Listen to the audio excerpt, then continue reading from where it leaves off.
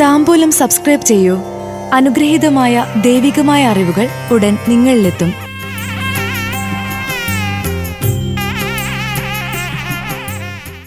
രോഹിണി നക്ഷത്രജാതരുടെ 2026 ഫെബ്രുവരി മാസ ഫലങ്ങൾ. വില കൂടിയ വസ്തുക്കൾ നഷ്ടപ്പെടാം. ആർഭാടത്തോടെ ചടങ്ങുകൾ നടത്തും. രോഹിണി നക്ഷത്രക്കാർക്ക് 2026 ഫെബ്രുവരി മാസത്തിലെ മകരം കുംഭമാസ ഫലപ്രകാരം മകരമാസത്തിൽ ശാരീരികമായ അവശതകൾ പ്രതീക്ഷിക്കണം. യാത്രാവേളകളിൽ വില കൂടിയ വസ്തുക്കൾ സൂക്ഷിക്കുക.